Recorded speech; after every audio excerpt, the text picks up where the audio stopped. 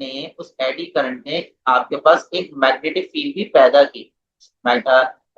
इस eddy current ने एक मैग्नेटिक फील्ड भी पैदा की, तो मैं यहाँ पे लिख देता हूँ एक मैग्नेटिक फील्ड पैदा की है।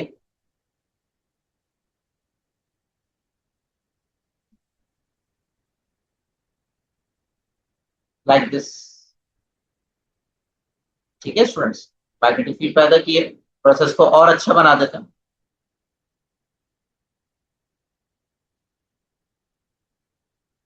लाइक दिस, एक मैग्नेटिक फील्ड पैदा हुई है। ये मैग्नेटिक फील्ड पैदा हुई है। ठीक है स्टूडेंट्स, ये मैग्नेटिक फील्ड पैदा हुई है। अभी जो मैग्नेटिक फील्ड है जो पैदा हुई है, ये मैग्नेटिक फील्ड का इंटरेक्शन हो रहा है आपके पास किससे?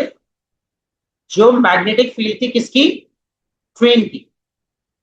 और इन दोनों के दरमियान एक रेजिस्टेंस क्रिएट हो रही है। ठीक है, क्या क्रिएट हो रही है? रेजिस्टेंस।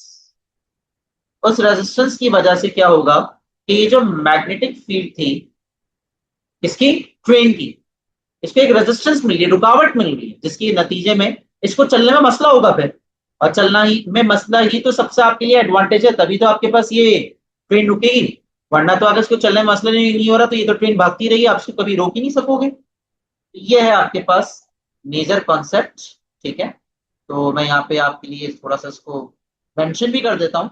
ये आपके पास आ गई magnetic field induced by eddy current. ठीक है स्टूडेंट्स, इस बात को याद रखिएगा। ये मैग्नेटिक फील्ड आ गई है और ये मैग्नेटिक फील्ड आपके पास इंटरैक्ट करेगी किसके साथ? इंटरैक्ट करेगी magnetic field of the train के साथ, and due to which there is a resistance produced, and when there is a resistance produced, so obviously the train gets stopped after some time, so that is called magnetic damping। ठीक है students, अब हम बात करते हैं heating effect के अंदर। भाई ये तो बात आपको पता है कि when the current passes through conductor,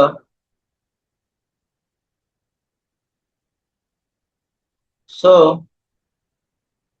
thermal energy is released due to the resistance in conductor, due to the resistance in conductor। ठीक है, अच्छा, इस फिनोमेना को हम लोगों ने पहले भी पढ़ा हुआ है, आपने पढ़ा हुआ है। उसके अंदर एक डीसी सर्किट के अंदर टॉपिक था पावर डिसिपेशन का। तो यहाँ पे भी कुछ वही बात है कि करंट मुसलसल चलेगा तो रेजिस्टेंस की वजह से एक हीटिंग इफेक्ट क्रिएट होगा। अब आप उसको यूज कर सकते हैं इंडक्शन स्टोव के अंदर। तो भाई जो आपके पास इंडक्शन स्टोव होता है उसके अंदर एडी करंट चल रहा होता है, और एडी करंट क्या क्रिएट करता है? एडी करंट आपके पास एक हीट एनर्जी क्रिएट करता है।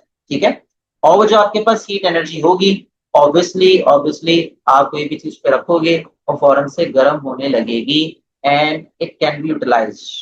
ठीक है, तो इंडक्शन स्टोव हो गया, वाटर हीटर हो गया, हम लोग वहां पर क्या यूज कर सकते हैं? एडी करंट का प्रिंसिपल यूज करके अपना काम अच्छा कर सकते हैं। ठीक है, तो ये दो एप्लीकेशन हैं जो कि मैंने आपसे शेयर की। अब आए थोड़ा सा और आगे चलते हैं। अब हम टॉपिक स्टार्ट करें जिसका नाम है types of electromagnetic induction.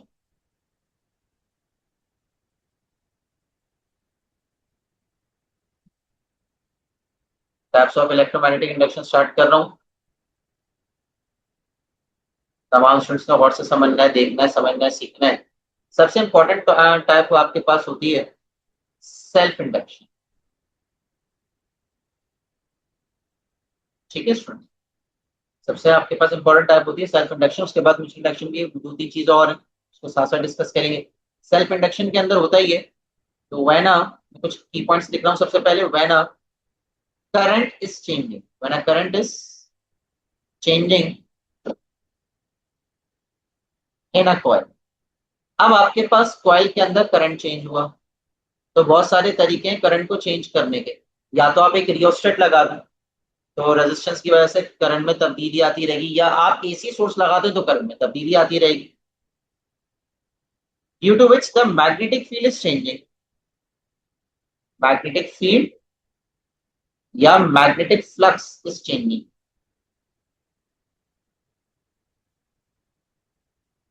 Magnetic flux is changing. अब यहां से तो आपको गेम पता है कि जब मैग्नेटिक फ्लक्स चेंज होगा सो एन ईएमएफ इज इंड्यूस्ड। ठीक है, इस ईएमएफ को नाम देते हैं सेल्फ इंड्यूस ईएमएफ। ठीक है, अच्छा ये बात मैंने आपसे डिस्कस की हुई ऑलरेडी। ये बात मैंने आप लोग से डिस्कस की हुई भी है कि जब भी ईएमएफ पैदा होता है तो ऑब्वियसली आपको एक करंट भी मिलेगा। Hence a current is also induced. इस करंट को नाम देंगे सेल्फ इंड्यूस करंट। और ये पूरा फिनोमेना कहलाता है self induction. Phenomena is called self induction. तो ये डायग्राम मैंने आप तमाम स्टूडेंट्स के लिए बनाई हुई है, पेश की हुई है, ताकि आपको समझ में आ जाए कि कॉन्सेप्ट चल क्या रहा है। बिकॉज बात ये है कि चीजों को समझना तब इजी हो जाता है जब आपके सामने एक पिक्टोरियल रिप्रेजेंटेशन मौजूद है। तो देखें यहाँ पे सबसे पहली बात है करंट चेंज हो रहा है। अब आप यहाँ पे पॉइंट्स को इंटीग्रेट करते रहिएगा। यहाँ पे आपके पास करंट चेंज हो रहा है। ठीक है, करंट चेंज होने के बाद एसी सोर्स आपने यूज की हुई है, उसके नतीजे में क्या हुआ, मैग्नेटिक फ्लक्स में तब्दीली आई। तो यहाँ पे एक चीज नोटिस करिए, जो आपको लाइन नजर आ रही है ये लाइन ही शो कर रही है कि यहाँ पे मैग्नेटिक फ्लक्स तब्दील हो रहा है। ठीक है, नतीजे में आपके पास एक ईएमएफ इंड्यूस हुआ, that is the third point. ठीक है, और साथ साथ तमाम स्टूडेंट्स को मैं ये वाली बात बता दूं कि यहाँ पर हमारे पास एक करंट भी मिलेगा, लाजमी हमें एक और करंट मिलेगा, that is called induce current, जो कि यहाँ पे मौजूद है। अगर आप लोग नोटिस करें, ये आपके पास आ गया फोर्थ पॉइंट, एक करंट भी पैदा हो रहा है। और ये पूरा फिनोमेना कहलाता है सेल्फ इंडक्शन का। अच्छा एक और बात मैंने आपसे पिछले क्लास मतलब पिछले उसमें क्लास में तो नहीं, मैंने अभी आज की क्लास के अंदर शुरू में स्टार्टिंग में डिस्कस की थी कि जब भी करंट पैदा होता है ये करंट आपके पास क्या क्रिएट करेगा, ये करंट आपके पास एक सेकेंडरी मैग्नेटिक फील्ड भी पैदा करेगा। तो ये आपके पास आ गई, ये आपके पास आ गई एक सेकेंडरी मैग्नेटिक फील्ड। एक सेकंड दीजिएगा जरा मुझे, ये आपके पास है सेकेंडरी मैग्नेटिक फील्ड। अच्छा मैंने यहाँ पे एक चीज मिस कर दी, ये है आपके पास मैग्नेटिक फील्ड किसकी, प्राइमरी करंट की। ठीक है, ये आपके पास था प्राइमरी करंट, ये है प्राइमरी। ठीक है स्टूडेंट्स, और जी ये तो मैग्नेटिक फील्ड थी किसकी, आपके पास उसकी प्राइमरी करंट की। और आखिर के अंदर जो आपको ये मैग्नेटिक फील्ड मिलेगी इसकी वजह से, आपकी सेल्फ इंड्यूस करंट की वजह से, वो ये है magnetic magnetic field due to the induce current. Magnetic field produce due to the induce current. मैं यहाँ पे कोट कर देता हूँ, magnetic field due to induced current, ये है। ठीक है फ्रेंड्स, तो इसको जरा अपने पास आप लोग देख भी सकते हैं। बस को रिफ्रेश कर लीजिएगा कि जो हमारे पास प्राइमरी करंट का मतलब ये जो हमारे पास एसी सोर्स का करंट है उसकी वजह से जो मैग्नेटिक फील्ड पैदा हो रही है वो ये है, जो कि आपको सर्कुलर एक पाथ में नजर आ रही है। और वो मैग्नेटिक फील्ड जो कि इंड्यूस करंट की वजह से पैदा हो रही है वो ये। ठीक है, बस ये है बात साहब। ये पूरा फिनोमेना कहलाता है आपके पास सेल्फ इंडक्शन का। तो मैं रिपीट कर देता हूँ, सेल्फ इंडक्शन के अंदर ये हो रहा है कि सबसे पहली चीज क्या हो रही है कि करंट चेंज हुआ। सबसे पहले क्या हुआ, करंट चेंज हुआ। करंट चेंज होने की वजह से आपके पास क्या हुआ, मैग्नेटिक फील्ड में तब्दीली आई, ये तब्दीली आपको नजर आ रही है। और आपके पास नतीजे में एक ईएमएफ मिला, ईएमएफ ये बना हुआ है। ठीक है स्टूडेंट्स, और मैग्नेटिक फ्लक्स में तब्दीली आने के बाद आपको एक इंड्यूस करंट मिला। ठीक है, और इंड्यूस करंट की वजह से इंड्यूस ईएमएफ मिला, और इंड्यूस ईएमएफ की वजह से आपको क्या मिलेगा मेरे प्यारे बच्चों, एक इंड्यूस करंट भी मिलेगा, जो कि मैंने फोर्थ पॉइंट पे ये मेंशन। ठीक है, और नतीजे में आपके पास एक मैग्नेटिक फील्ड भी आती है जो कि लेंस लॉ फरमाता है हमसे। ठीक है, ये तमाम बातें हमारे पास सेल्फ इंडक्शन के अंदर मौजूद है। ये पूरा फिनोमेना हमारे पास कहलाता है सेल्फ इंडक्शन का। अच्छा तमाम स्टूडेंट्स एक चीज नोटिस करें कि वो करंट जो प्राइमरी करंट है मतलब एसी सोर्स का, उसकी डायरेक्शन आपको नजर आ रही होगी। इसकी डायरेक्शन ये है। और जो हमारे पास दूसरा करंट है जो कि आपके पास कहलाएगा सेकेंडरी करंट या इंड्यूस करंट, वो ये है। आप लोगों ने नोटिस किया क्या दोनों की डायरेक्शन क्या है, अपोजिट है, इस बात को याद रखिएगा। तो ये पूरा फिनोमेना हो गया सेल्फ इंडक्शन का। अगर हम लोग मैथमेटिकल फॉर्म देखें,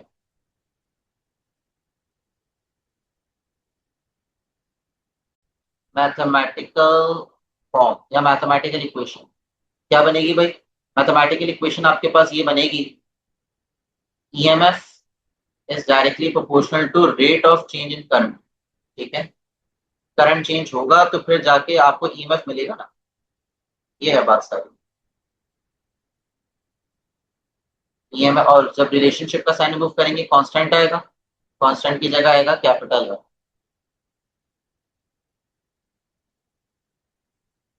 मैं आपको बताता हूँ कि कैपिटल एल का मतलब क्या है, टेंशन लेने की जरूरत नहीं है। ठीक है, after Lenz law correction, after Lenz law correction हमारे पास फॉर्मूला बन जाएगा minus L delta i over delta D. ठीक है स्टूडेंट्स, ये आपके पास एक अदर फॉर्मूला आ गया इसका सेल्फ इंडक्टेंस, सॉरी ईएमएफ। आगे बढ़ते हैं। एल को आप लोग बोलेंगे सेल्फ इंडक्टेंस। अब ये होता क्या है, ये मैं आपको बता दूं। It is a measure of electrical inertia, it is a measure of electrical inertia. अब मैं आपको इसका कॉन्सेप्ट क्लियर कर देता हूँ। याद करें, ये एक ही कॉइल अभी हमने देखा था। अब इस एक कॉइल के अंदर, अब इस एक कॉइल के अंदर आपने नोटिस किया था कि एक प्राइमरी करंट चल रहा है, एक प्राइमरी करंट चल रहा है, और एक आपके पास आ रहा था सेकेंडरी करंट, मतलब वो इंड्यूस करंट। ये आपके पास इंड्यूस करंट आ गया, और बराबर में जो चल रहा है वो आपके पास क्या है, प्राइमरी एसी करंट। लेकिन मुसलसल तब्दील हो रहा है, वो मुसलसल तब्दील हो रहा है। ठीक है, वो अलग बात है, लेकिन चल तो प्राइमरी करंट है। अब आप ये देखें कि कॉइल के अंदर सलाहियत कितनी है इस इंड्यूस करंट को रेजिस्ट करने की। बस में आ रही है, जितना आपके पास ज्यादा सलाहियत होगी उसका इनर्शिया ज्यादा होगा, उसकी सेल्फ इंडक्टेंस ज्यादा होगी। तो अगर आप सेल्फ इंडक्टेंस की मायने को समझें तो it is a measure of electrical inertia, कि ये जो रेजिस्टेंस मिल रही है, रेजिस्टेंस कौन क्रिएट कर रहा है, कौन दे रहा है, ये इंड्यूस करंट एक इनर्शिया प्रोवाइड कर रहा है। ये समझ लें, ये समझ लें कि इंड्यूस करंट एक रेजिस्टेंस क्रिएट कर रहा है, किसको, प्राइमरी करंट को। तो भाई प्राइमरी करंट के अंदर कितनी सलाहियत है अपने आप को बचाने की। अब ये डिपेंड किसके ऊपर करेगा, बेचारे कॉइल के ऊपर। कॉइल जितना मजबूत होगा उतना ही ज्यादा इफेक्टिवली प्राइमरी करंट चलेगा, उतना ही ये इंड्यूस करंट को क्या करेगा, ताकत से मुकाबला करेगा। तो ये जो आपके पास कॉइल के अंदर सलाहियत है इस इंड्यूस करंट को क्या करने की, उसके इसकी रेजिस्टेंस को बर्दाश्त करने की, ये जो अपोजिशन मिल रही है इसको बर्दाश्त करने की, उस बर्दाश्त को, उस मेजर को, उस रुकावट को खत्म करने की सलाहियत को क्या कहते हैं, सेल्फ इंडक्टेंस बोलते हैं। ठीक है, तो मैंने आपको ये बड़े आराम से, तसल्ली से, अच्छे अल्फाज के अंदर समझा दिए। इस बात को याद रखिएगा, that it is a measure of electrical inertia. ठीक है, so it is a measure of electrical inertia, that is the quality of a coil, that how much it can resist the induced current. So this is called the self inductance। इसकी unit देख लेते हैं। आपके पास unit होती है इसकी Henry, ये ऐसा यूनिट है, ये आपके पास ऐसा यूनिट है। इसके अलावा एक और यूनिट होती है वोल्ट इनटू सेकंड पर एम्पियर। इसके अलावा एक और यूनिट होती है ओहम इनटू सेकंड। और इसके अलावा एक और यूनिट होती है वेबर पर एम्पियर। अगर मैं सेल्फ इंडक्टेंस का फॉर्मूला बनाऊं तो सेल्फ इंडक्टेंस का फॉर्मूला बन जाएगा EMF divided by delta I, delta i over delta t. ठीक है, ये आपके पास सेल्फ इंडक्टेंस का एक फॉर्मूला भी आ जाएगा, the ratio between the EMF to the rate of change in current, that is called obviously what we can say self inductance. ठीक है, ये इसकी एक मैथमेटिकल डेफिनेशन है। चल, अब ये जो हमारे पास वापसी आते हैं इक्वेशन के ऊपर, ये दो इक्वेशन आपको नजर आ रही है, एक इक्वेशन ये बनाई और एक मैं यूज कर रहा हूँ Faraday Faraday law, after Lenz law correction, after Lenz law correction, तो फॉर्मूला क्या होता है भाई? EMF is equal to minus N delta phi m ऊपर डेल्टा टी। ठीक है स्टूडेंट, ये आ गई इक्वेशन नंबर 2। दोनों इक्वेशन की एक साइड कॉमन नजर आ रही है आपको, ये वाली आपको एक साइड कॉमन नजर आ रही है, एक ये साइड और एक ये साइड। अब आप इन दोनों साइडों को आपस में क्या करवा लें, आप इन दोनों साइडों को आपस में कंपेयर करवा लें और सोचें इक्वेशन क्या बन सकती है। ऑन कंपेयरिंग इक्वेशन 1 and 2, ये क्या चीज मिलेगी हमें? Minus N delta i over delta T is equal to minus N delta phi m over delta t. Minus से माइनस साइन क्या हो जाएगा बच्चों? कैंसिल। और डेल्टा टी से डेल्टा टी कैंसिल, तो एल का फॉर्मूला बन गया n delta phi m over delta i. ठीक है फ्रेंड्स, ये फॉर्मूला बन गया। मजीद अगर हम लोग इसको मॉडिफाई करें तो हम इसको मॉडिफाई ऐसे कर सकते हैं मजीद, ये जो आपके पास मैग्नेटिक फ्लक्स है, ठीक है, चेंज इन मैग्नेटिक फ्लक्स बराबर आपके पास होता है बी इंटू एरिया को। ठीक है, तो हम लोग लिख सकते हैं n into B into area. Area को आप ए से रिप्रेजेंट करना, मसला नहीं, डिवाइड बाय डेल्टा आई। अच्छा, अगर आप इनिशियल करंट को जीरो मान लो, इनिशियल करंट को जीरो मान लें, मतलब सर्किट स्विच ऑफ है, थोड़ी देर बाद ऑन हुआ, तो फाइनल करंट क्या हो गया? आई हो गया। फॉर्मूला बन गया L equal to N into B into area divided by I. अब ये जो आपको ये नजर आ रहा था कॉइल, अगर आप इस कॉइल को किसी सपोर्ट के साथ कनेक्ट कर दें तो ये आपके पास सोलिनॉइड बन जाता है। क्या बन जाता है बच्चों? सोलिनॉइड। ठीक है, सोलिनॉइड में बिल्कुल बीचों बीच एक मैग्नेटिक फील्ड पैदा होती है। उस मैग्नेटिक फील्ड निकालने का जो फॉर्मूला होता है, वो फॉर्मूला तमाम स्टूडेंट्स को पता होगा, म्यू नॉट एन आई अपॉन एल। अब आप क्या काम करें, आप इस बी की जगह प्लेस करवा दें पूरा फॉर्मूला, तो इक्वेशन बन जाएगी mu naught n i over then into area upon current. Current से करंट क्या हो जाएगा? कैंसिल, तो फॉर्मूला बन गया mu naught n square into area divided by length. तमाम स्टूडेंट्स को ये वाली बात बताता चलो, इस एल को लेंथ बोलेंगे। ठीक है, बात तो ख्याल रखिएगा, उस कैपिटल एल को बोलते हैं सेल्फ इंडक्टेंस। Self inductance. ठीक है, आगे बढ़ते हैं। अगर आप इस फॉर्मूले को देखें तो आपको एक चीज तो समझ में आएगी, self inductance depends on the physical conditions of conductor. Self inductance depends on depends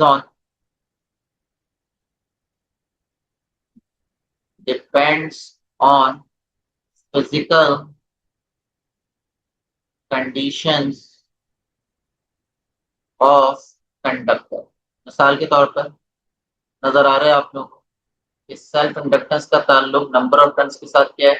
proportional square turns. That means अगर नंबर ऑफ टर्न्स को आप डबल कर रहे हैं तो सेल्फ इंडक्टेंस आपके पास 4 टाइम्स इंक्रीज हो जाएगी। ठीक है, इसके अलावा आपको यहाँ पे नजर आ रहा है सेल्फ इंडक्टेंस का ताल्लुक एरिया के साथ क्या है? Directly proportional. और इसके अलावा यहाँ पर सेल्फ इंडक्टेंस का ताल्लुक लेंथ से क्या है? Inversely proportional. ठीक है, तो जरा सही तरीके से लिख देता हूं।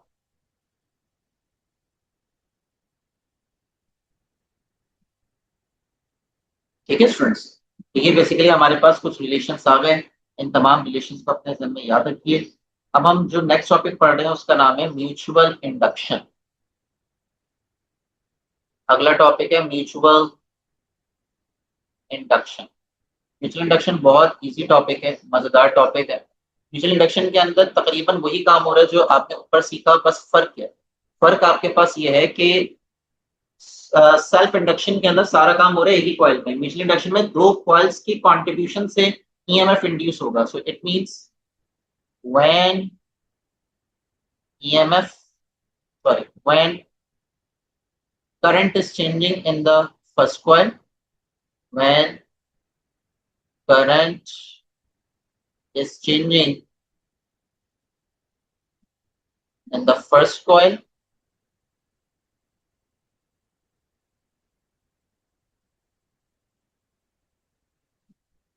पॉइंट नंबर 1 हो गया. सो द मैग्नेटिक फील्ड, इसको आप आगे जाके मैग्नेटिक फ्लक्स मानते हैं, इस चेंज में तो वो चेंज होगी बिकॉज करंट चेंज हो रहा है मुसलसल. अच्छा, इसके बाद एन ईएमएफ इज इंड्यूस्ड, नतीजे में क्या होगा? An EMF is induced. इस ईएमएफ को नाम देंगे म्यूचुअल इंड्यूस्ड ईएमएफ. क्या नाम देंगे? Mutual induced.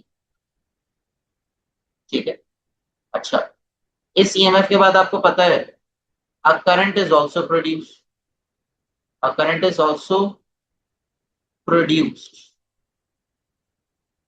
इस करंट को नाम देंगे म्यूचुअल इंड्यूस्ड करंट.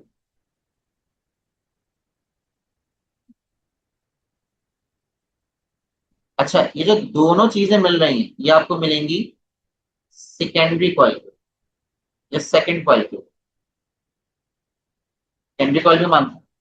ये पूरा फिनोमेना बेसिकली आपके पास क्या कहलाता है? ये कहलाता है आपका mutual induction phenomena. Is called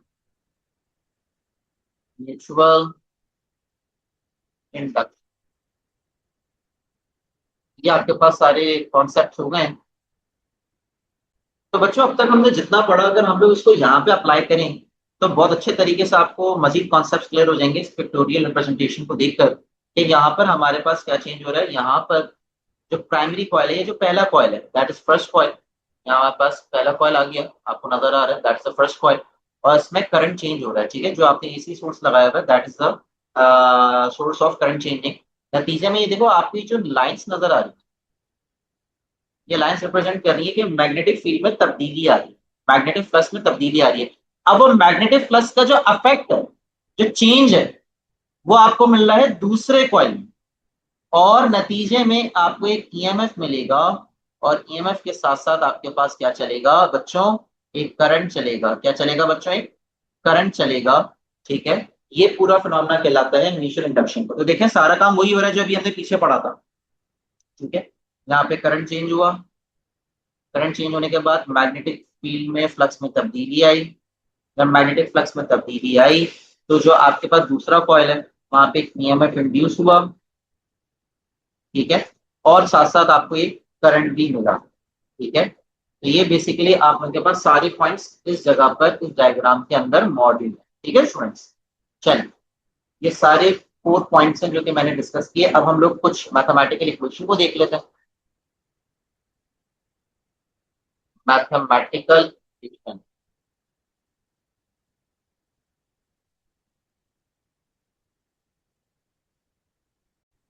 तो ये वही इक्वेशन है जो कि आपने अभी सेल्फ इंडक्शन के अंदर पढ़ी थी, बस थोड़ा सा कांस्टेंट में चेंजिंग आ जाएगी. EMF is directly proportional to rate of change in current in the primary coil. First coil भी लिख सकते हैं, मसला नहीं है. रिलेशनशिप का साइन मूव करते हैं, कांस्टेंट आता है. कांस्टेंट में आएगा आपके पास कैपिटल एम.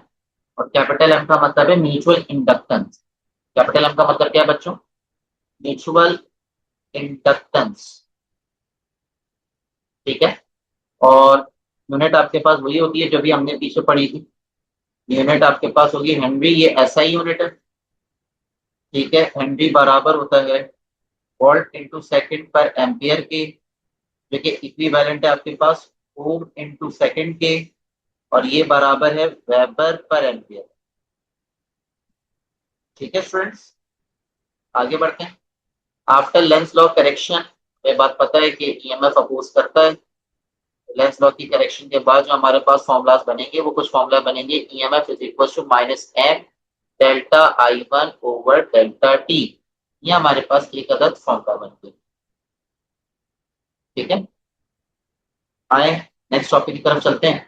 अगर आप इस पे इक्वेशन 1 का नाम दे दें और अब आप इसको कंपेयर करवाएं according to Faraday second law. According to Faraday law second law कर लें, कुछ मसला नहीं.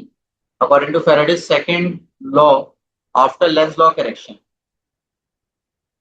After Lenz law correction. तो हमारे पास फॉर्मूला क्या बनेगा, EMF is equal to minus N delta five M over delta t. ये आपके पास आ गई इक्वेशन नंबर 2। अब आप इन दोनों इक्वेशंस को आपस में कंपेयर करवाएं। Compare equations 1 and 2। तो आपके पास मिल जाएगा minus M delta I1 over delta T is equal to minus N delta five M over delta T. Delta T से डेल्टा टी कैंसिल, माइनस से माइनस साइन कैंसिल। फॉर्मूला बन जाएगा m is equal to N delta five M over delta I1। तो ये आपके पास mission inductance का एक modified formula बन गया। अच्छा, मजीद हमें इसके ऊपर कुछ काम करने की जरूरत नहीं है, इतना काफी है। अच्छा, तमाम स्टूडेंट्स को एक और बात बताता चलूं, ये वैसे तो हमने ऑल्टरनेटिंग करंट के अंदर पढ़ लिया था, लेकिन चले यहाँ पे टॉपिक आ गया है तो हम लोग दोबारा देख लेते हैं कि what is inductor. What is inductor, ये हम वैसे भी ऑल्टरनेटिंग करंट चैप्टर के अंदर पढ़ चुके हैं। अगर किसी ने समझना है तो आप इसको मजीद वहां पे समझ सकते हैं। बस कुछ पॉइंट्स लिख देता हूँ, बिकॉज इंडक्टेंस का जिक्र है, पर सेल्फ इंडक्टेंस का जिक्र है तो इंडक्टर का भी जिक्र कर लेता हूँ। It is the type of coil, ठीक है, it stores electrical potential energy in a form of magnetic energy, in a form of magnetic energy when connected to DC source। ठीक है friends, okay. Energy stored in inductor, energy stored in inductor, इसका formula आपके पास क्या बनेगा, E is equals to 1/2 Li square. ठीक है, तो यहां से आप एक चीज कंक्लूड कर सकते हो कि ईएमएफ का ताल्लुक, और सॉरी ईएमएफ कह रहा हूं, एनर्जी स्टोर्ड इन इंडक्टर का ताल्लुक सेल्फ इंडक्टेंस के साथ क्या है, डायरेक्टली प्रोपोर्शनल। और एनर्जी का ताल्लुक करंट के साथ क्या है, प्रोपोर्शनल लेकिन स्क्वायर टर्म्स। ठीक है स्टूडेंट्स, अच्छा। फिर मजीद अगर आप इसको थोड़ा सा सिंप्लीफाई करें, सॉल्व करें, तो आपके पास इस एनर्जी का एक मॉडिफाइड फॉर्मूला भी बन जाता है। मॉडिफाइड फॉर्मूला, तो हम इसके ऊपर सेल्फ इंडक्टेंस के सारे रूल्स प्रिंसिपल वगैरह सारी चीजें अप्लाई करते हैं। तो भाई इसके अंदर एक हमारे पास अभी पर एल का एक फॉर्मूला बनाया था, अगर आपको याद हो, अभी हमने एल का एक फॉर्मूला बनाया था। ये रहा एल का एक formula, L is equal to, ऐसा कर लिया ऊपर, ये कर लिया, ये वाला फॉर्मूला, ये वाला फॉर्मूला भी हम लोग यूज कर सकते हैं। ये वाला फॉर्मूला नीचे वाला भी यूज कर सकते हैं, कोई इतना बड़ा इशू नहीं। ये वाला भी यूज कर सकते हैं, u naught M square to area upon I upon L, L is the length. बिल्कुल हम लोग यूज कर सकते हैं, कोई मसला नहीं है, कोई मुजाहिदे वाली बात नहीं है। ठीक है, लेकिन ये थोड़ा सा लंबा हो जाएगा फॉर्मूला, तो हम लोग ऊपर वाला फॉर्मूला यूज कर सकते हैं जिसपे मैंने रेड एरो बनाया हुआ है, एन बी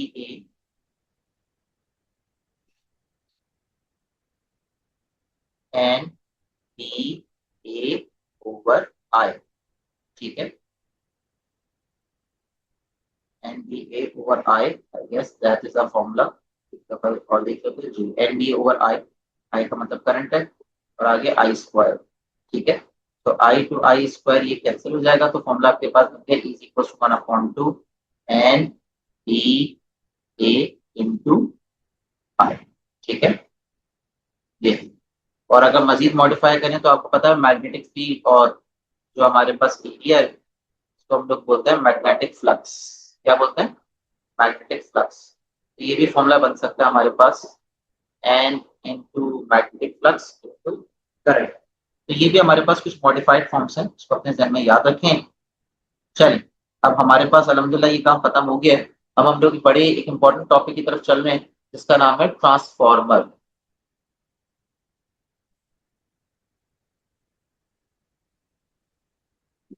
आए ट्रांसफार्मर का कॉन्सेप्ट समझते हैं, क्या मतलब होता है ट्रांसफार्मर का।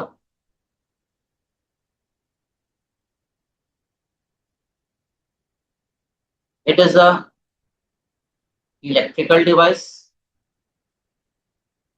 ये आपके पास क्या है बच्चों, एक इलेक्ट्रिकल डिवाइस है। क्या यूज मतलब क्या करते हैं, क्या काम होता है, यूज टू स्टेप अप या स्टेप डाउन। क्या चीज क्या कम करता है, क्या ज्यादा करता है, ऑल्टरनेटिंग करंट या ऑल्टरनेटिंग वोल्टेज। ठीक है, या तो ये बढ़ा देता है और या तो ये कम कर देता है, किसको, करंट को या वोल्टेज। अच्छा, सबसे इंपॉर्टेंट की पॉइंट ये है कि it works on mutual induction. It works on mutual induction.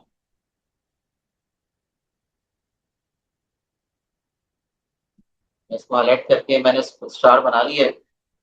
It works on mutual induction.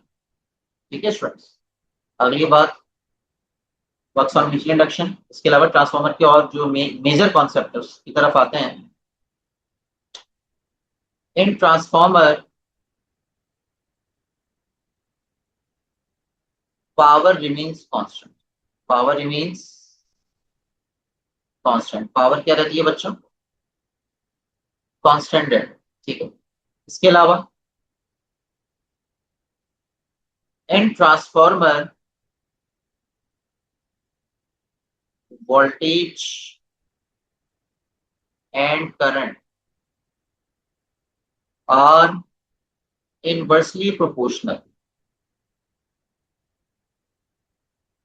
Inversely proportional, spelling ठीक कर देते हैं, इनवर्सली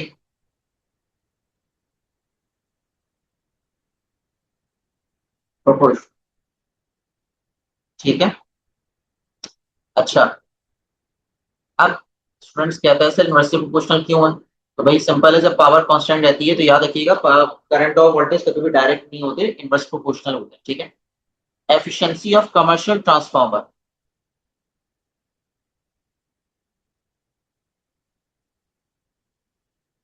इज 95% टू 99%। इसके अलावा तो और की पॉइंट्स बताता हूँ आपको।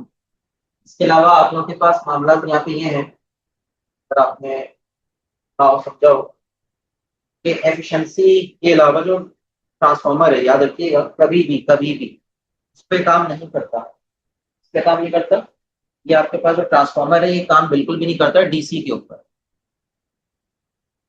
It can't work on DC source, can't work, can not work on the DC source. Point को तमाम स्टूडेंट्स में याद रखना। ठीक है, चलिए आगे बढ़ते हैं। अब ट्रांसफार्मर के कुछ टाइप्स भी हैं, ट्रांसफार्मर के कुछ मामला भी हैं, उसको हम लोग समझ लेंगे। सबसे पहले हम लोग ये देख लेते हैं parts of transformer. Parts of transformer कोई मुश्किल काम नहीं है, बहुत इजी काम है। ट्रांसफार्मर के कौन कौन से पार्ट्स होते हैं, भाई देखें, ट्रांसफार्मर के सबसे एक इंपॉर्टेंट पार्ट होता है जिसको बोलते हैं soft iron. Soft iron core. ठीक है, अच्छा, उस आयरन कोर से दो कॉइल्स जुड़े हुए होते हैं। एक कहलाता है प्राइमरी कॉइल, जो कि कह सकते हैं आप लोग इनपुट कॉइल। क्या नाम है, इनपुट कॉइल। याद रखिएगा, यहाँ पे आपको इनपुट वोल्टेज मिलेगा, इसको आप कह सकते हैं IP.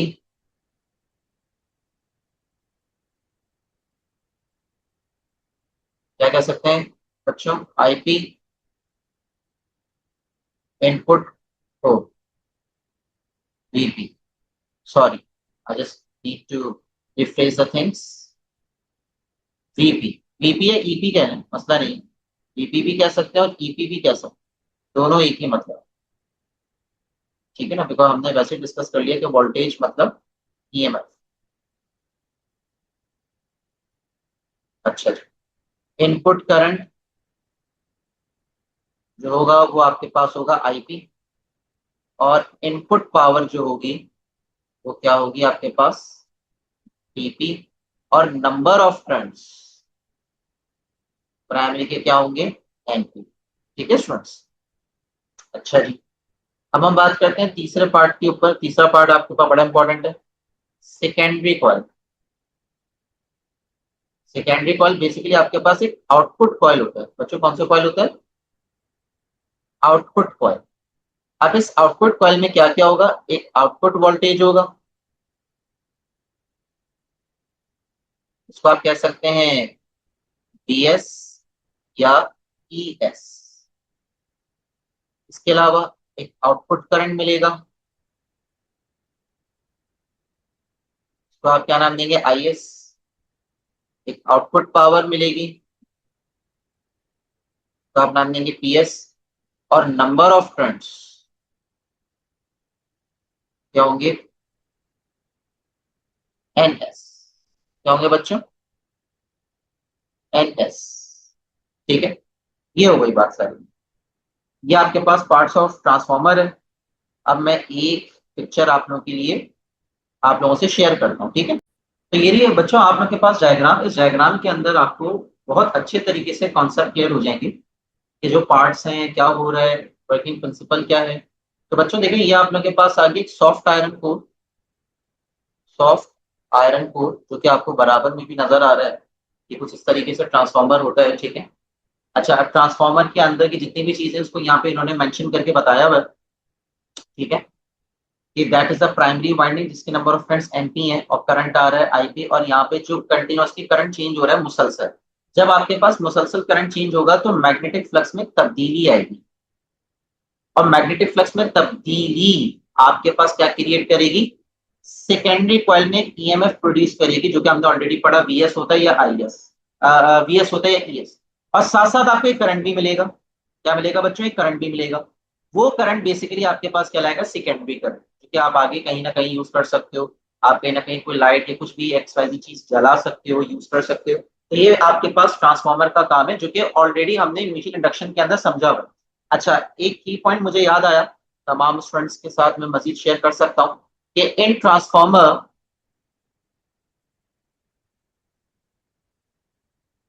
The coils, the, the primary and secondary coils are magnetically coupled, are magnet are magnetically coupled, but not electrically coupled, but not electrically coupled। मतलब बच्चों आपके पास यहाँ पे ये है कि ये जो आपके पास यहाँ देखें कि दोनों कॉइल्स का आपस में जो ताल्लुक बना हुआ है वो मैग्नेटिक फ्लक्स के चेंज होने से बन रहा है बस। इसके अलावा ना तो ये जो करंट है, ना तो ये करंट दूसरे कॉइल में आएगा, मतलब दूसरे साइड पर आएगा, सेकेंडरी पे आएगा, ना सेकेंडरी का करंट प्राइमरी कॉइल पे आ सकता है। सिर्फ आपस में जो एक्सचेंज हो रहा है, आपस में जो बातचीत चल रही है वो किस फॉर्म में चल रही है, मैग्नेटिक फ्लक्स के चेंज होने की फॉर्म में चल रही है, मैग्नेटिक फ्लक्स में चल रही है। इसके अलावा इन दोनों कॉइल्स का और कोई ताल्लुक नहीं है। इन तमाम बातों को याद रखिए। ठीक है, अब हम बात करते हैं transformer turns ratio. Transformer turns ratio.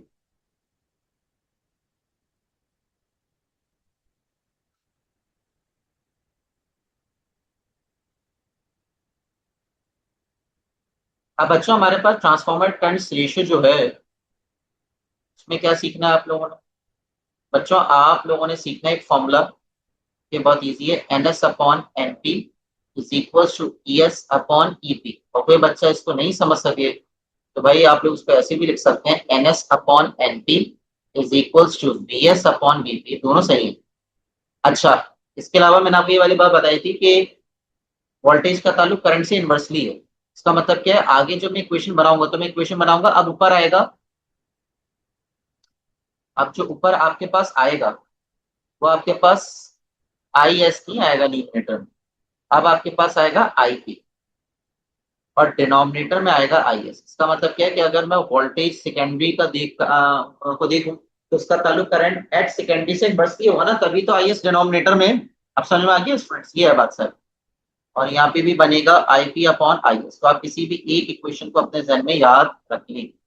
अच्छा, अब जो एमसीक्यूज बन सकते हैं step up step down transformer के। देखिए, स्टेप अप ट्रांसफार्मर का मतलब ये है वोल्टेज ज्यादा कर देना आउटपुट, वोल्टेज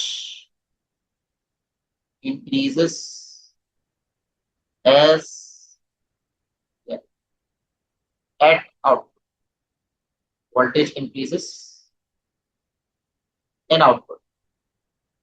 ठीक है, तो इसका मतलब क्या है कि वी एस या E S greater than V P. तो हमें नजर आ रहा है ई एस का ताल्लुक एन एस के साथ डायरेक्टली है, तो इसका मतलब क्या है कि नंबर ऑफ टर्न्स, जो नंबर ऑफ टर्न्स है, जो नंबर ऑफ टर्न्स हैं वो भी आपके पास क्या होंगे, नंबर ऑफ टर्न्स सेकेंडरी के क्या होंगे, ज्यादा होंगे as compared to number of turns at primary में। ठीक है स्टूडेंट्स, ये आप लोग के पास बेसिकली एक मेजर कॉन्सेप्ट है इसमें स्टेप अप ट्रांसफॉर्मर में। लेकिन अगर वोल्टेज ज्यादा है सेकेंडरी का, तो मेरे प्यारे बच्चों करंट कम होगा सेकेंडरी का, इस बात को याद रखिएगा, ये चीज बड़ी इंपॉर्टेंट। अब हम बात करते हैं step down transformer. Step down transformer में क्या होगा, स्टेप डाउन ट्रांसफॉर्मर में, स्टेप डाउन ट्रांसफॉर्मर में आपके पास सारी चीजें अपोजिट हो जाएंगी। Voltage is greater in the input, मतलब इनपुट कॉइल में आपके पास वोल्टेज ज्यादा होगा, so that means Vp is greater than Vs. Now the number of turns at primary should be greater than number of turns at secondary, but now the current at primary is smaller as compared to current at secondary. ये है बात sir. ठीक है students, चलिए अब हम आगे बढ़ते हैं। आगे आपके पास एक है लॉसेस इन ट्रांसफॉर्मर।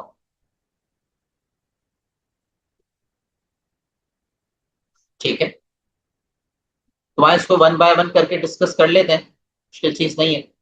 सबसे पहला क्या लाता है, कॉपर लॉस। देखिए कॉपर लॉस कब आता है, कॉपर लॉस तब आता है कि जब आपके पास, मैं आपको बता देता हूँ, ये आपके पास ऊपर आयरन कोर है और इसके बीच में दो कॉइल्स लगे हुए हैं, एक प्राइमरी और एक दूसरा आपके पास क्या है, सेकेंडरी कॉइल। ठीक है, ये कॉइल है, ठीक है, और ये सेकेंडरी कॉइल। अब आपको यहाँ पे नजर आ रहा है मेरे प्यारे से बच्चों कि कंटिन्यूअसली करंट चलेगा, तो करंट चलने की वजह से क्या होगा कि गर्मी प्रोड्यूस होगी, तार में रेजिस्टेंस क्रिएट होगी, और जब तार में रेजिस्टेंस क्रिएट होगी तो नतीजे में तार हो सकता है किसी वक्त शॉर्ट सर्किट हो जाए। तो ये जो आपके पास लॉसेस आ रहा है कॉइल में, losses in the coil, losses in the coil primary और secondary, when current passes, when current passes, जब करंट पास होगा, तो करंट क्या होगा बच्चों, पास होगा, तो ऑब्वियसली रेजिस्टेंस की वजह से लॉस आएगा। So due to resistance we get loss in the coil as in the form of thermal energy। ठीक है, that is called copper loss. कैसे इसको रिड्यूस कर सकते हैं, रिड्यूस कैसे कर सकते हैं बच्चों उसको ऐसे रिड्यूस कर सकते हैं, we can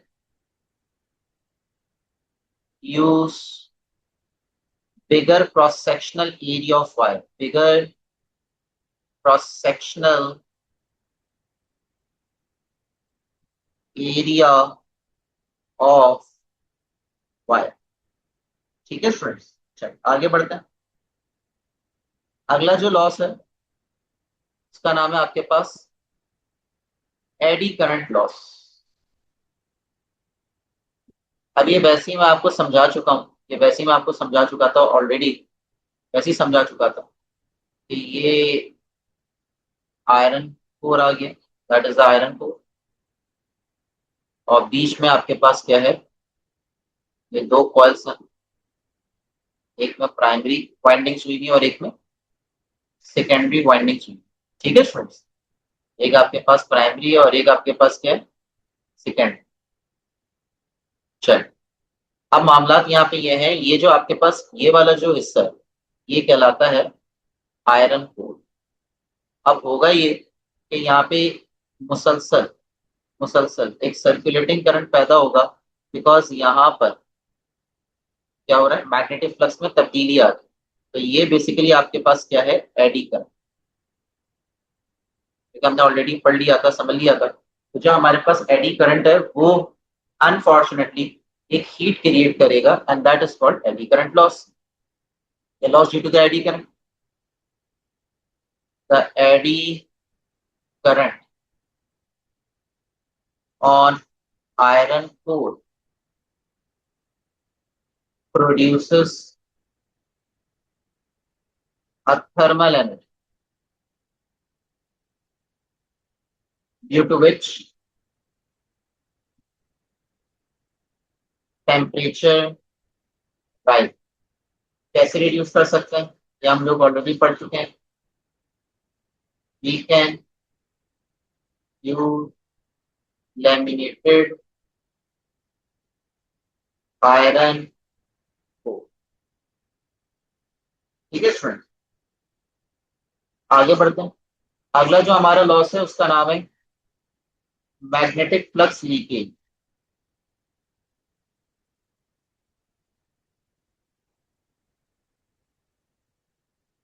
magnetic flux leakage, अब इसका मेजर कॉन्सेप्ट ये है, मेजर कॉन्सेप्ट ये है कि ये तो आपके पास ठीक है, अब आपने लैमिनेशन कर दी, आपने क्या कर दी, लैमिनेशन प्रोवाइड कर दी, और ये आपके पास फिलहाल दो कॉइल्स आ जाएंगे, एक में प्राइमरी वाइंडिंग हुई हुई है और एक में सेकेंडरी वाइंडिंग। ठीक है स्टूडेंट, नाम दे दें ताकि याद रहे कि ये प्राइमरी कॉइल है, दूसरा सेकेंडरी कॉइल है। अब आप यहाँ पे देखें कि इनके दरमियान, वाइंडिंग के दरमियान एक स्पेसिंग नजर आ रही है। क्या नजर आ रही है आपको, स्पेसिंग नजर आ रही है। अब स्पेसिंग की वजह से क्या होता है कि जो मैग्नेटिक फील्ड लाइंस है वो बाहर निकल रही हो, मैग्नेटिक फील्ड लाइंस बाहर निकल रही हो। तो ये लीकेज आ रहा है, लीकेज इन मैग्नेटिक फ्लक्स का। तो क्या हम इसको आगे यूज करके क्या कर सकते हैं, हम इसको आगे यूज करके ईएमएफ बना सकते हैं, लेकिन अनफॉर्चुनेटली यहाँ पे तो एक वो आ रहा है, स्पेसिंग आ रही है। अब मुझे क्या करना पड़ेगा भाई, अब मुझे यहाँ पे ये करना पड़ेगा कि मुझे जो ये वाइंडिंग्स हैं इनको करीब से करीब करना पड़ेगा, जिसके नतीजे में क्या होगा कि मैग्नेटिक फ्लक्स लीकेज नहीं होगा। ठीक है, तो मैं यहाँ पे लिख देता हूँ, due to the spacing between the coils wrapped from core, there is a flux leakage which can be used, which can be utilized। तो हम इसको कैसे वो कर सकते हैं, रिड्यूस कर सकते हैं, हम इसको ऐसे रिड्यूस कर सकते हैं, we can closely wrap the coils। ठीक है, आगे बढ़ते हैं स्टूडेंट्स। अगला जो हमारे पास आखिरी लॉस है उसका नाम है हिस्टेरेसिस लॉस। हो सकता है ये आप लोगों ने फिजिक्स ऑफ सॉलिड वाले चैप्टर में पढ़ा हो, इतना मुश्किल नहीं है। हिस्टेरेसिस लॉस, हिस्टेरेसिस लॉस ये होता है कि अगर हम लोग यहाँ पर ये आपके पास एक आ गया सॉफ्ट आयरन कोर। क्या आ गया ये? सॉफ्ट आयरन कोर आपको ये नजर आ रहा है, that is the this is soft iron. ठीक है, तो सॉफ्ट आयरन कोर के अंदर magnetization, demagnetization, demagnetization can easily be done. Demagnetization easily हो सकती है एज कंपेयर टू अगर हमारे पास कोई हार्ड आयरन कोर हो।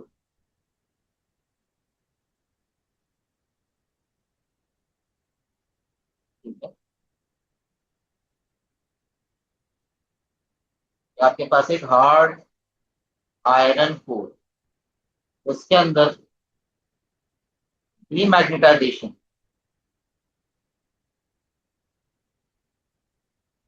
Demagnetisation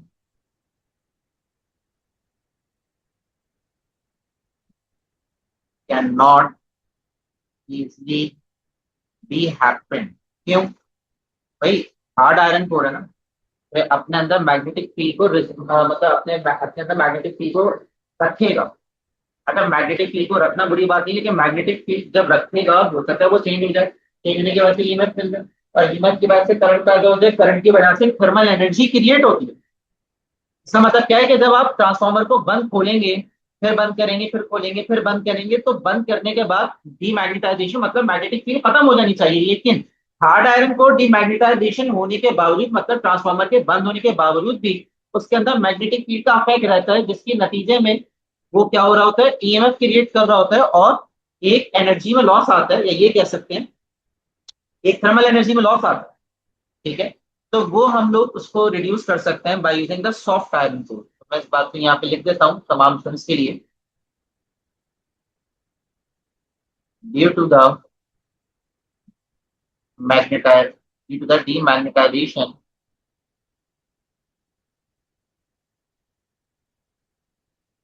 the iron core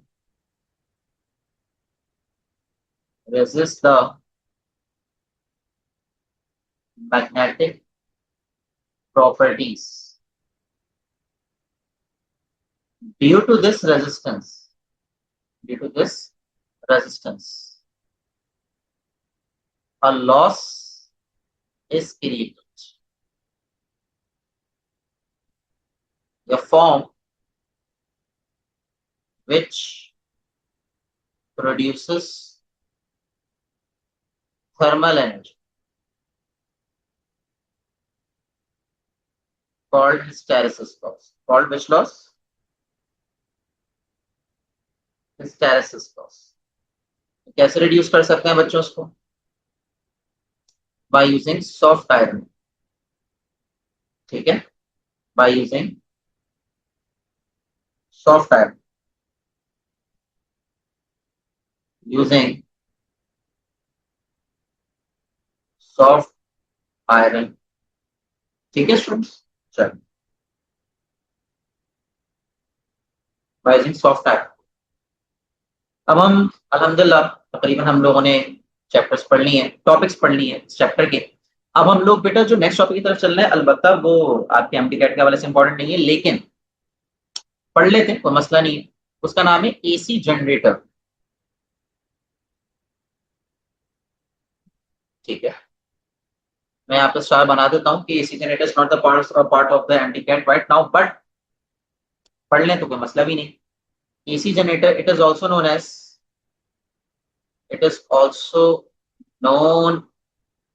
as alternator.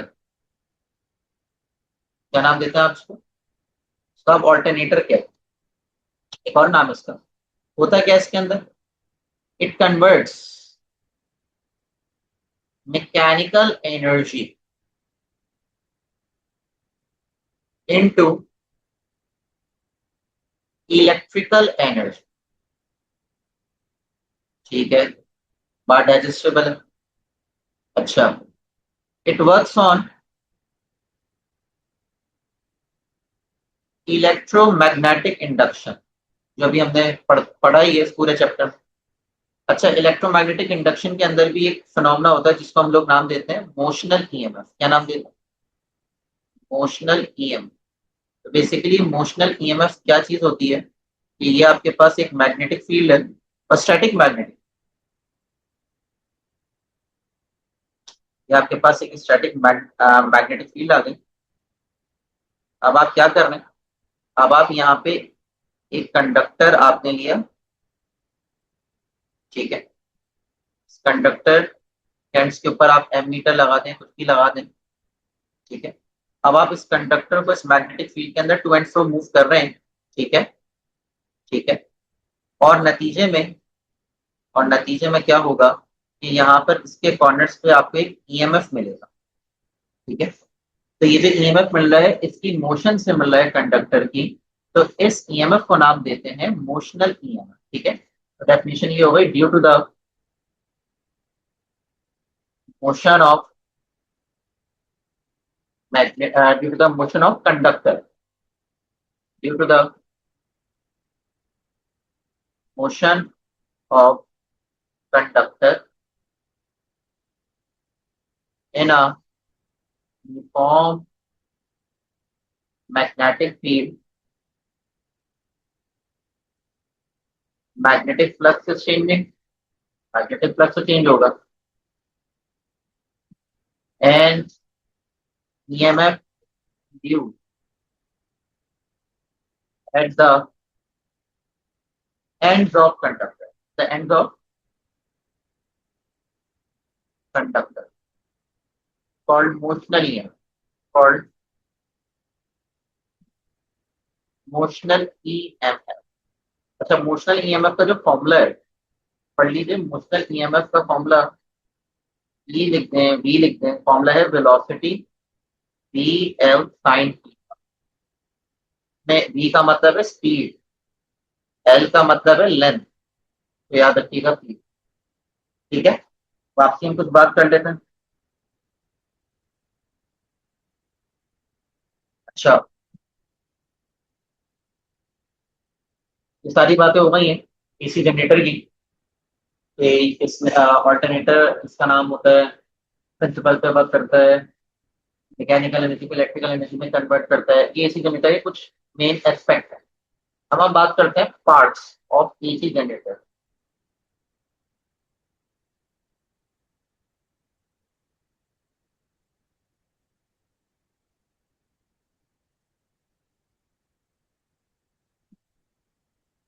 देखिए, पार्ट्स तो इतने मुश्किल नहीं है। सबसे पहले आपके पास तो ये आ जाएगा यूनिफॉर्म मैग्नेटिक फील्ड सोर्स। एक मैग्नेट होगा, फिर बीच में आपके पास होगा एक आर्मेचर। आर्मेचर आपके पास एक कॉइल है, ठीक है, कॉइल है, रेक्टेंगुलर कॉइल। इसके अलावा आपके पास होंगी स्लिप रिंग्स। क्या होंगी बच्चों? स्लिप रिंग्स होंगी, ठीक है। और चौथी चीज होगी आपके पास कार्बन ब्रशेस, ठीक है। तो इसका काम होता है providing magnetic field, providing strong uniform magnetic field, providing strong uniform magnetic field. दूसरे पार्ट का क्या काम होता है? Armature, it rotates and cuts the magnetic field which creates an EMF induced, ठीक है friends, creates an EMF induced, EMF induced। Slip rings का क्या काम होता है? It absorbs the electrical energy and transfer to the rest circuit. ये electrical energy को absorb करके आगे सर्किट को पहुंचाती है। इलेक्ट्रिकल एनर्जी कार्बन ब्रशेस क्या करते हैं? इट ट्रांसमिट इलेक्ट्रिकल एनर्जी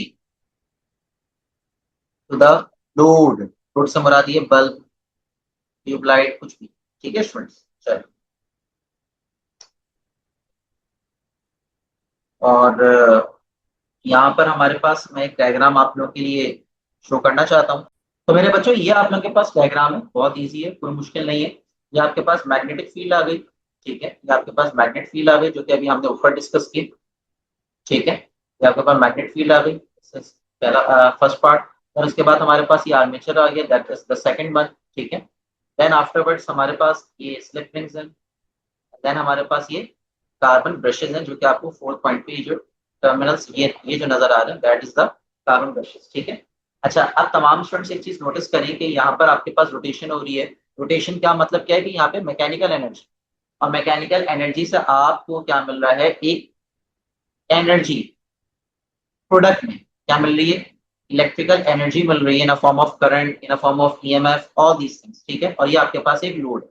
अच्छा, अब आपने कुछ की पॉइंट्स याद रखने हैं, कुछ की पॉइंट्स याद रखने हैं, क्योंकि बड़े इंपॉर्टेंट हैं एसी जनरेटर के अंदर। सबसे पहला की पॉइंट ये है कि during the rotation of coil, during the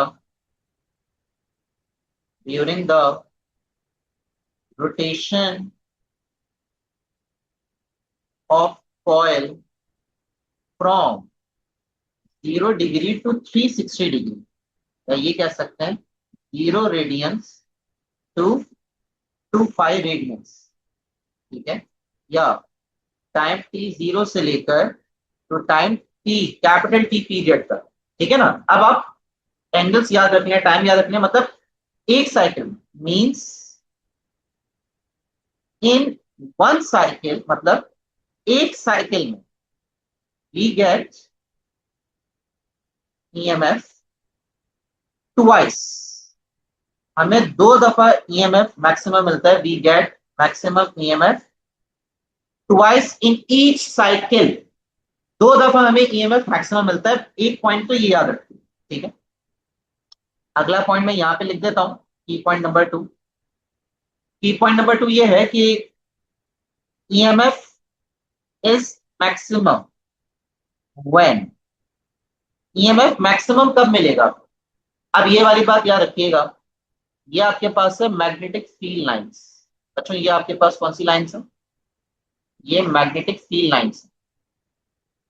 अभी जो मैग्नेटिक फील्ड लाइंस हैं, तमाम स्टूडेंट देखें, मैग्नेटिक फील्ड लाइंस नॉर्थ से स्टार्ट होती हैं और कहां तक जाती हैं? साउथ तक। ये तो खैर हर बच्चा जानता है, नॉर्थ से स्टार्ट होती है और साउथ पे जाती है। तो जब आपके पास magnetic field lines motion of conductor के क्या हो? परपेंडिकुलर। ये आपको नजर आ रहा है, ये आपके पास मोशन ऑफ कंडक्टर है। ये आपके पास क्या है? Motion of conductor. और ये आपके पास आ गई मैग्नेटिक फील्ड। जब ये दोनों चीजें आपस में परपेंडिकुलर होंगी, 90 डिग्री के ऊपर होंगी, तो आपको हमेशा मैक्सिमम ईएमएफ मिलेगा। तो याद रखिएगा, motion of conductor is perpendicular to the magnetic. तो फिर जाके आपको क्या मिलेगा? Maximum EMF. अच्छा, तीसरा की पॉइंट कि ईएमएफ जीरो कब मिलेगा? EMF is minimum when. EMF आपको मिनिमम कब मिलेगा? जब कॉइल कुछ इस हालत में होगा। तमाम स्टूडेंट्स ने नोट करना है, समझना है।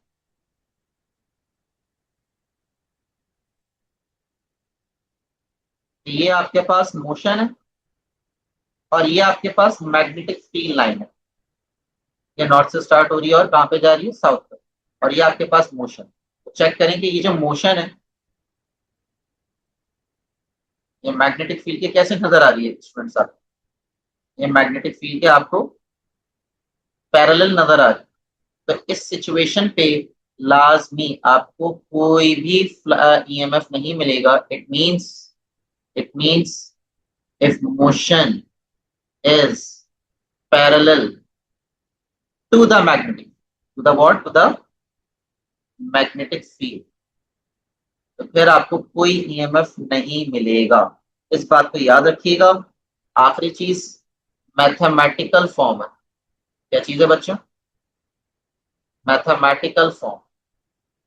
सिंपल सी मैथमेटिकल फॉर्म है कि जो आपको ईएमएफ मिलता है, ईएमएफ मिलता है या इंस्टेंटेनियस वोल्टेज मिलता है एसी जनरेटर में, उसका फॉर्मूला होता है A omega B N sine theta. ठीक है। ओमेगा को बोलते हैं एंगुलर स्पीड, थीटा को नाम देते हैं फेज, जो कि हमने ऑलरेडी एक चैप्टर में पढ़ा हुआ है। एन का मतलब नंबर ऑफ टर्न्स है, ए का मतलब एरिया ऑफ क्रॉस सेक्शन। ठीक है स्टूडेंट्स। अच्छा, एक पंच लाइन लिख रहा हूं आप लोगों के लिए।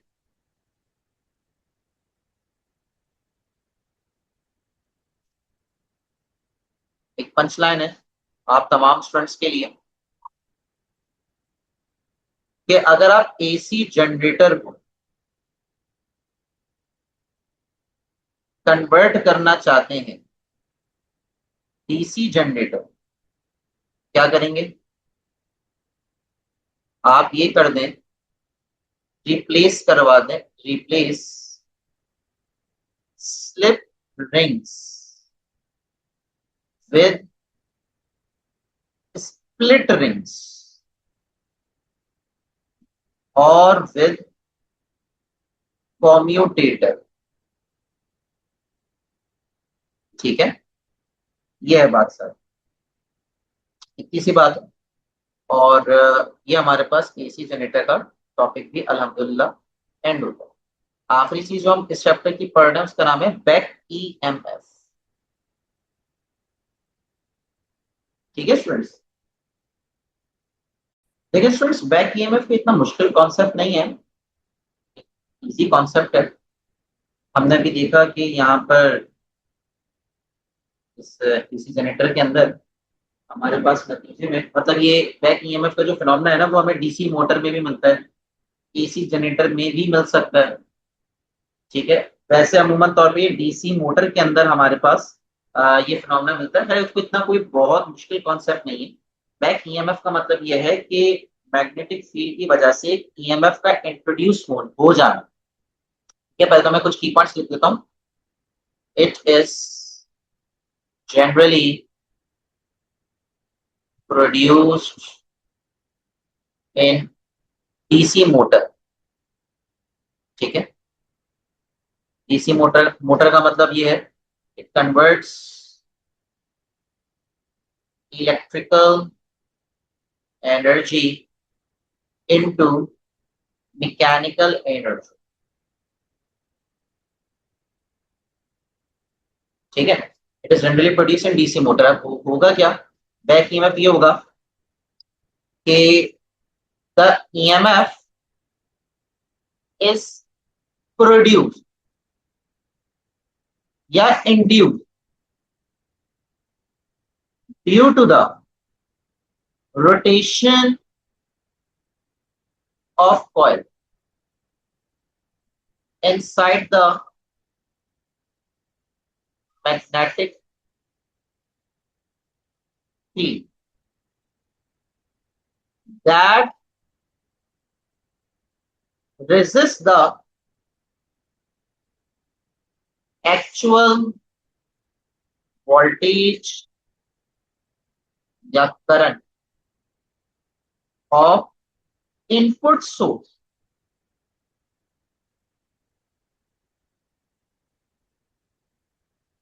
This EMF is called back EMF।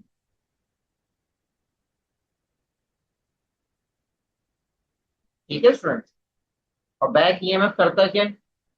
It reduces the it reduces the speed of motor,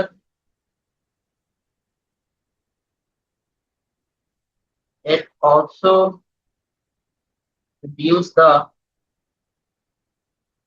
net voltage in the motor। तो मोटर सही काम करती नहीं। तो ये बैक ईएमएफ बनने का मतलब ये है कि ये जो ईएमएफ पैदा होता है तब कि जब कॉइल हिल रहा होता है, चल रहा होता है किसके अंदर, मैग्नेटिक फील्ड में, तो एक ईएमएफ इंड्यूस होता है जो कि आपकी एक्चुअल वोल्टेज को, इनपुट सोर्स को क्या करती है, रेजिस्ट करती है। तो that is why this EMF is called back EMF. ठीक है स्टूडेंट्स। तो मैं उम्मीद करता हूं कि आपको ये टॉपिक अल्हम्दुलिल्लाह समझ में आ चुका होगा। इंशाल्लाह ताला अब हमारी जो अगली क्लास होगी उसके अंदर हम लोग यहीं से फर्दर कंटिन्यू करते हैं और फिर इंशाल्लाह ताला हम कोई नया चैप्टर पढ़ेंगे, समझेंगे, सीखेंगे। ठीक है स्टूडेंट्स, तो अपना बहुत सारा ख्याल रखें, दुआ में याद रखें। अल्लाह हाफिज, टेक केयर।